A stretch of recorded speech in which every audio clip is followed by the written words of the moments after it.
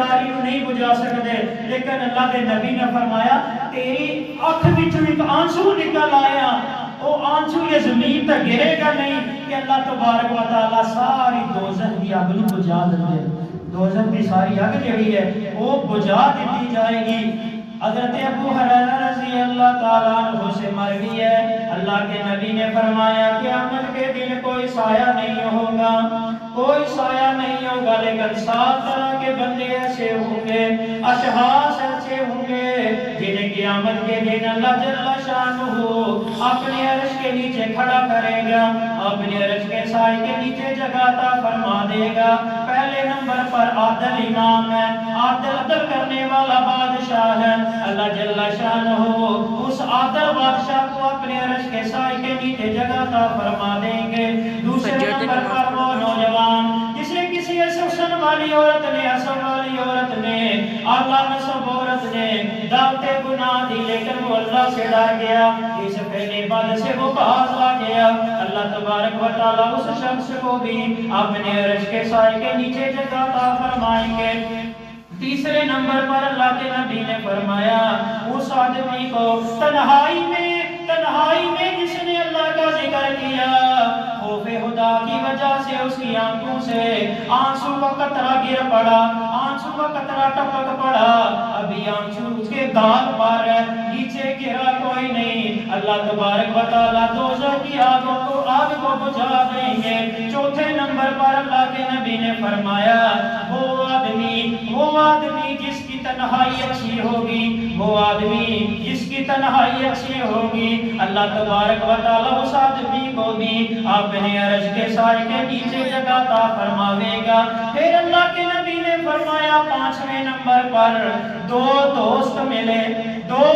آدمی ملے، 2 اشخاص ملے، اللہ کے لیے دوستی پر قائم رہے، اللہ کے نام پر دوستی قائم رہی ان کے درمیان، اور اگر نشست برخاست ہو گئی اللہ کے نام پر، اللہ کے نبی نے فرمایا ملے اللہ کے نام پر، جدا ہو گئے اللہ کے نام پر، ان دونوں کو بھی اللہ تبارک و تعالیٰ عرش کے سائے کے نیچے جگہ عطا فرمائے گا۔ 5 نمبر ہو گئے، پہلے نمبر پر عادل امام ہے، دوسرے نمبر پر وہ آدمی جو دعوت گناہ کسی عورت نے دی لیکن وہ باز رہا، وہ آدمی بھی، تیسرے نمبر پر وہ نوجوان جس کی جوانی عبادت میں گزری، اور اس کے بعد وہ آدمی جس کا تنہائی میں اللہ کے خوف سے آنسو نکل پڑا، وہ آدمی بھی اللہ کے عرش کے سائے کے نیچے ہوگا۔ پھر وہ 2 اشخاص اللہ کے نام پر دوستی قائم کی اور اللہ تبارک و تعالیٰ کے لیے ہی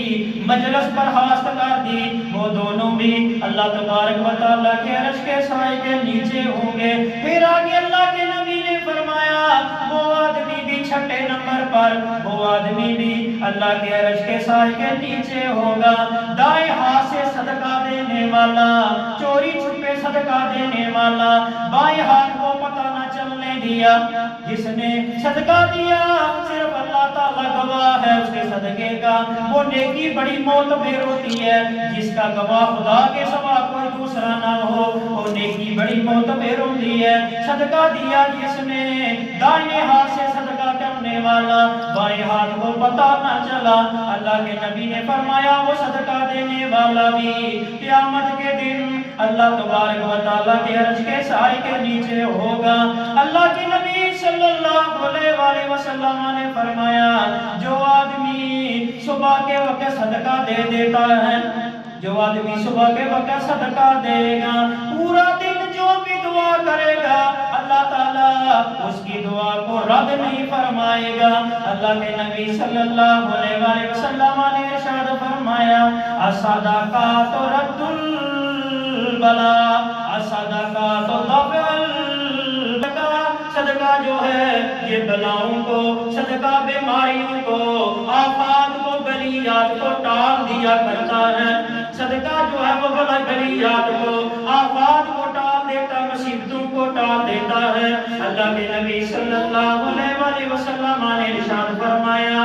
جو صدقہ دیتا ہے، جس نے صدقہ صدقہ دیا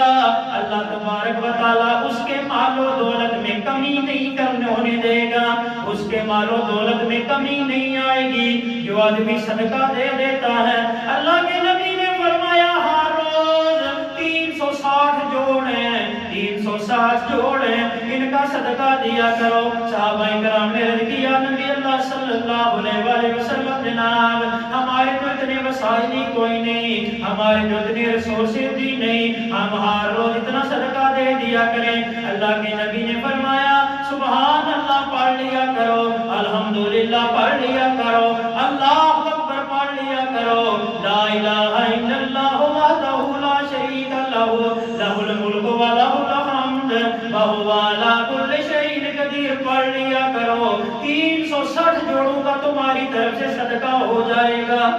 360 جوڑوں کا آپ کی طرف سے صدقہ ہو جائے گا۔ جناب ابو ہریرہ رضی اللہ تعالیٰ عنہ خدمت اقدس میں حاضر ہوئے،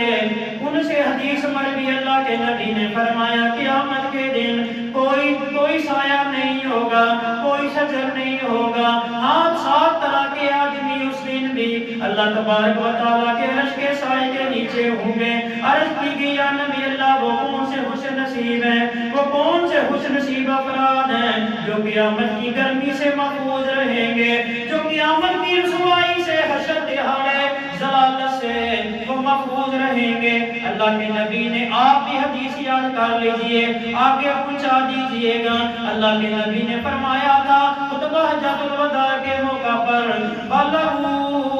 انی ولو آیا، اے میرے دوستو،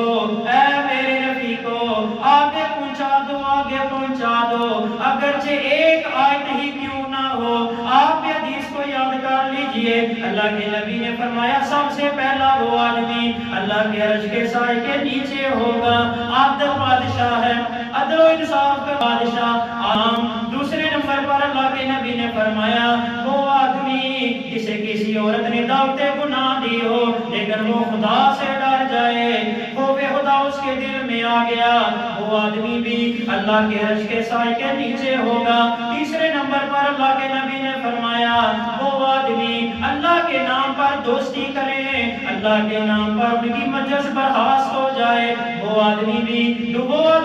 قیامت کے دن اللہ کے عرش کے سائے کے نیچے ہوگا۔ اور چوتھے نمبر پر اللہ کے نبی نے فرمایا جس نے تنہائی میں اللہ کا ذکر کیا، اس کی آنکھ سے آنسو کا قطرہ نکل پڑا، اللہ تبارک و تعالیٰ ایک آنسو کی برکت سے قیامت والے دن اس آدمی کو اپنے عرش کے نیچے کھڑا کر دیں گے۔ اور اس کے بعد اللہ کے نبی نے فرمایا وہ نوجوان جس کی جوانی عبادت میں گزری ہوگی، وہ جوان بھی اللہ کے عرش کے سائے کے نیچے ہوگا۔ پھر اللہ کے نبی نے فرمایا چھٹے